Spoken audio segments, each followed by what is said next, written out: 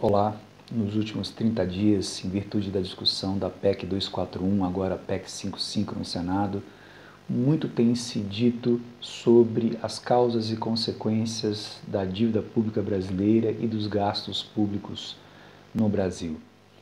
Algumas vezes isso me faz lembrar aquela história do bêbado que estava numa esquina olhando para o chão embaixo de um poste que o iluminava e perguntaram para ele o que ele fazia ali, o que ele estava procurando. Ele disse que havia saído do bar e que havia perdido o óculos em algum trecho do caminho que o levava até ali, mas que estava procurando naquela esquina porque era o lugar mais iluminado.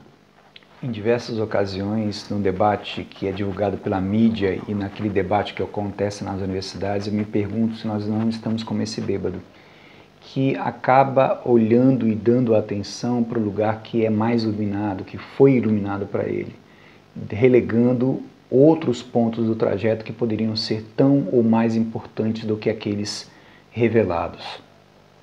Por isso que nesse debate nós estamos propondo fazer um checklist dos aspectos mais essenciais que envolve a PEC 241, agora a PEC 55 no Senado. Esses aspectos poderiam ser divididos em dois grupos: os grupos macroeconômicos fiscais e os grupos macroeconômicos não fiscais e políticos. Nesse segundo grupo, nós poderíamos dividir em duas circunstâncias. As circunstâncias da questão financeira, da questão cambial, da questão monetária, do ponto de vista da política econômica e das questões financeiras, e podemos colocar a questão do poder e do conflito distributivo no Brasil que antecede a PEC, que vai ocorrer durante a PEC e que provavelmente ocorrerá após a sua aprovação. Um outro lado é o lado fiscal macroeconômico, que pode ser dividido em dois campos. Inicialmente, o campo da despesa e o campo das receitas, e qual a relação que esses dois têm com dois outros elementos importantes, que é a existência da inflação, por um lado, e a existência ou não do crescimento econômico. Portanto, a pergunta é: como o crescimento econômico e inflação se relacionam com o orçamento que pode ser visto entre receita e despesa?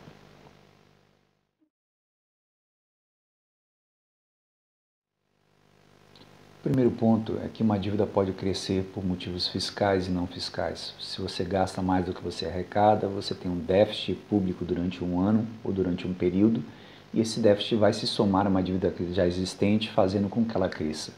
Mas essa dívida também ela pode crescer pela própria existência dos juros e pode ser sustentada por um elenco de serviços e operações financeiras em torno desses juros, em torno dessa dívida.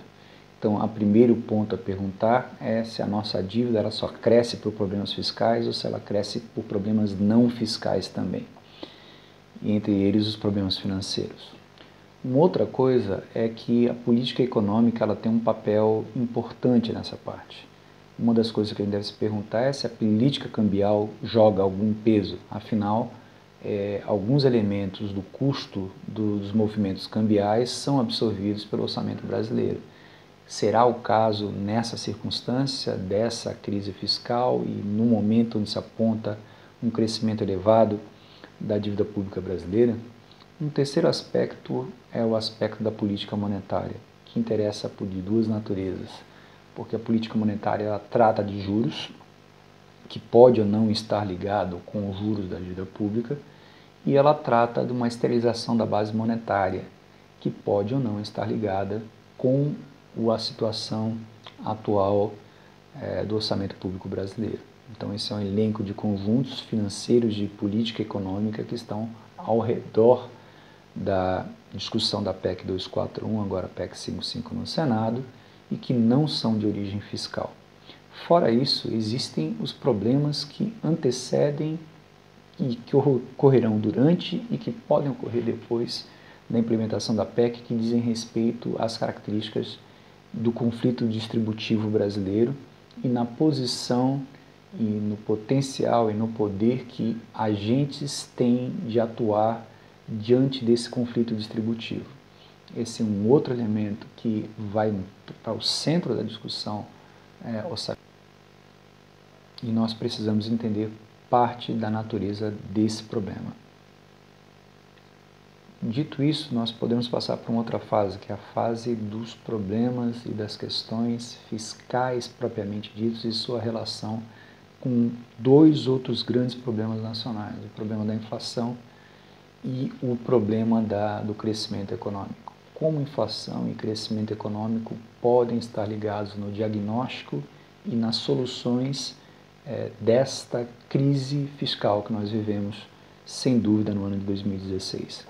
Essa é uma outra pergunta importante e, para responder essa pergunta, a própria relação da inflação e a relação do crescimento tem que estar relacionado com as duas dimensões fundamentais do orçamento brasileiro, que são a dimensão da despesa e a dimensão das receitas.